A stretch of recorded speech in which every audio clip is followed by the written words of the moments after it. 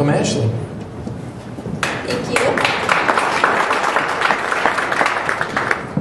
So I work for Rasmussen College, marketing manager with in charge of digital advertising. So I do place all of our display ads and do all of our social media ads as well.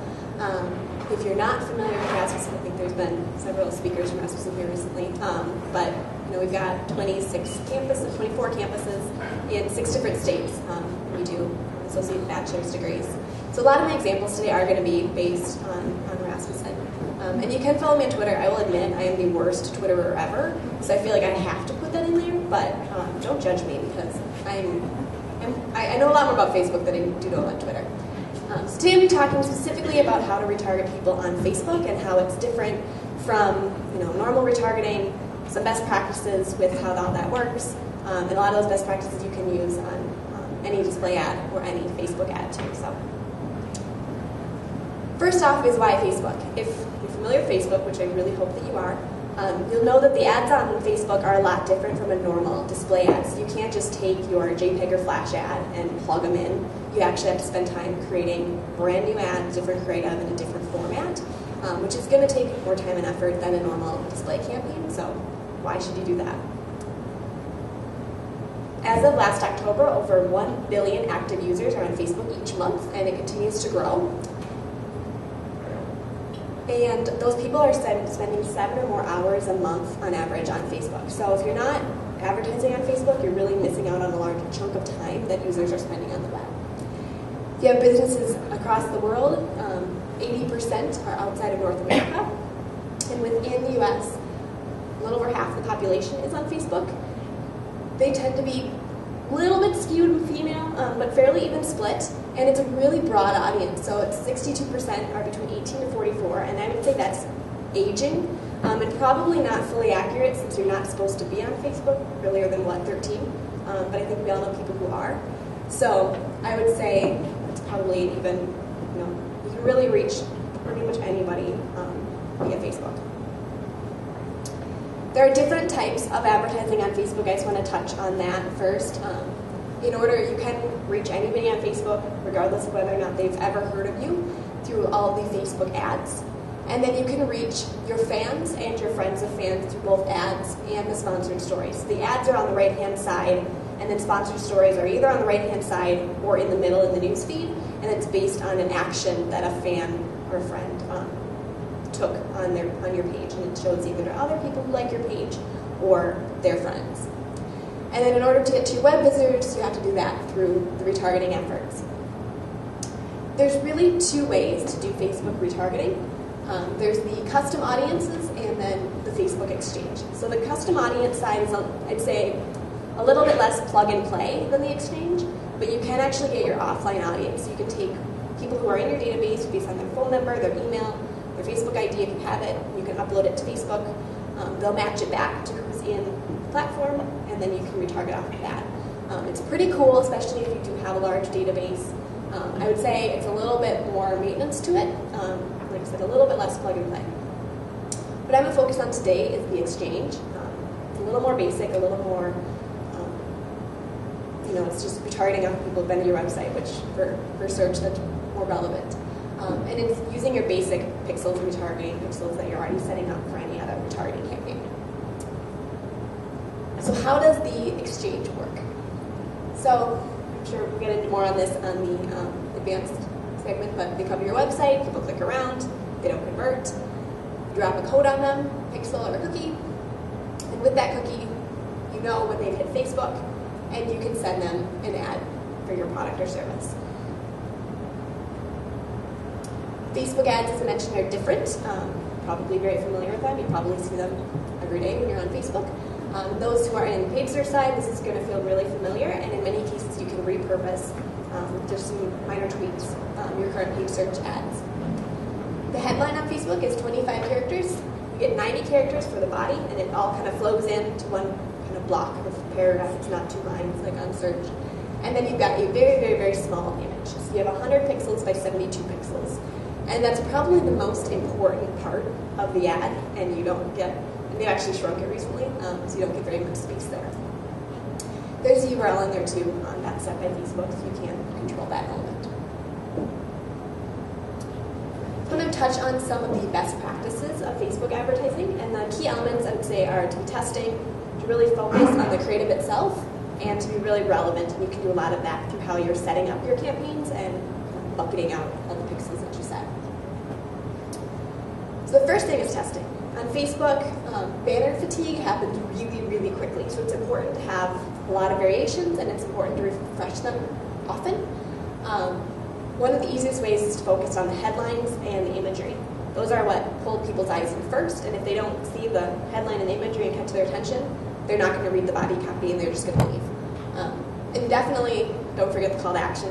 You need one at the very least, but that would be most likely within the body copy. When I'm setting up campaigns, I usually try to go for 6 to 12 variations. If you have more time to manage it, definitely try to go for more.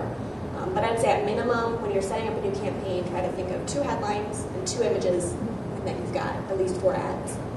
But testing and constantly refreshing creative is really important if you're going to get into this. I look at our ads at least once a week and usually update depending on how they're performing and try to make sure I've got new ads coming in. This is how I typically set up a campaign. So here's an example of a new campaign we just started a month and a half ago. I had 2 different headlines. I tested, I think I had 4 images total, and I actually had 2 body copy that I tested in there. So I had quite a few variations to launch. I think today I'm at 25 variations, and it's a month and a half later. Based on what I saw in that initial campaign, this is what I have currently running. So you can see I've had a couple different headlines there. One was a little more touchy-feely with Become a Leader. The other one was a little more cut and dry. It's an accelerated bachelor's. Become a leader because people in education or want to be teachers are more touchy-feely. That seems to have won. And then I'm continuing to test different body copy and continuing to test new images as well.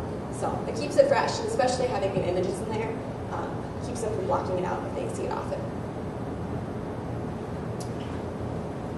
As I mentioned, that ad space that you get for the image is really, really small, so it's important to make the most of it. So a couple of best practices I found, first of all, is cutting out the clutter of the outside of the picture. So in many cases, when you're doing an ad, white space is typically good, but when you have such little space, you really have to cut out anything that isn't really, really relevant. And honestly, if I were to pick and choose exactly what I wanted in that picture, I would take out the 2 people in the background too, because they're really just going to distract from the lovely nursing student that I want them to see. And the other one is to consider color. So Facebook, there's a lot of white, a lot of black, a lot of blue. If you can bring out a pop of color, it's more likely to draw the eye away from that. And a lot of times with display, you don't always know what website your ads are going to go on, especially with retargeting. So you can't necessarily do that with a traditional display ad, but Facebook, you really know what that background is going to be like. I find that oranges, greens, reds, those are all different, and so they're more likely to get people's attention, which is really the first goal of the ad. Definitely want to consider the layout of the Facebook ads. On Facebook, we all know they're on the right-hand side. You're trying to draw their eye away from the left-hand side, which is their newsfeed, and you want to drive them towards the right-hand side, which is the body copy. So anytime you can get somebody facing or looking at that section is usually going to up your click-through rates. Even simply going to Photoshop, doing a horizontal flip is an easy tactic. And then, because it's retargeting, if you can pull in the same image as you have on the page that you know they've been to, they're going to see that and connect it and remember the visit that they had, and then they're more likely to come back and it's the scent of the whole campaign. And you can't normally do that with Facebook ads, but retargeting is easy win with that one. And then being more relevant with the ads. Anytime, this works for any retargeting, if you can get into the dynamic stuff, that's another way to be really relevant. But when you're setting up your pixels, be really planful about it. You do want to set up and consider the different business lines you have. For us, we've got different campuses and we have different programs, so it makes sense. I want to talk to a nursing student differently than I would talk to a business student. So if you set up your code ahead of time, you can do that really easily, and you can get really focused and relevant with your creative. So we typically try to pull in locations and programs, your cases, different product lines, different services, and speak to them accordingly. It takes a little more time, but you'll get a much better return on your results. And then a couple of other things we do, if you have local businesses, if you can pull in the city or the state or any local relevance into the headline or at least the body copy, I see a pretty significant lift in click-through rate just by putting Twin Cities in the headline and keeping everything else the same. And then this is another one. So if you've got the different product lines, you don't just show them a brand kind of basic, this is who we are ad, but actually show them the product or the service that they're looking at, you're going to see a really significant lift in your click-through rate. And it's really just about being relevant and speaking to them because with retargeting, you know so much. So it's definitely going to take advantage of that. And then finally, your business doesn't exist in a vacuum, and so you shouldn't either. So consider not only what's going on with where they were at on their site, but what's happening out in the world. So seasonality, what's happening in current events, any social trends. I think kind of one example of this was when Oreo tweeted, "You can dip in the dark," and the power went out in the Super Bowl. You can do similar things with your Facebook ads, especially since you can go in here and update these yourselves. You don't have to rely on somebody with Adobe Photoshop and Illustrator experience or Flash developer. So we actually put in New Year's messaging into our ads starting the day after Christmas. Took the top performing creative in each of my campaigns. All I did was I flipped out and added 2 new headlines, resolution to keep and a new year to you. And I thought maybe I can get like a 3-week lift out of this because people go back to school around New Year's, they're motivated.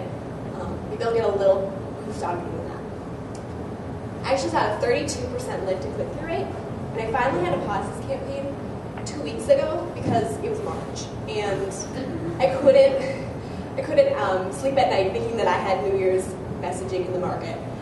But just be relevant and try to think outside the box of what else you can speak to that's happening in the world, and it'll make your creative a little more fresh as well. So I think that's it. If you have any questions, otherwise I can answer some later as well.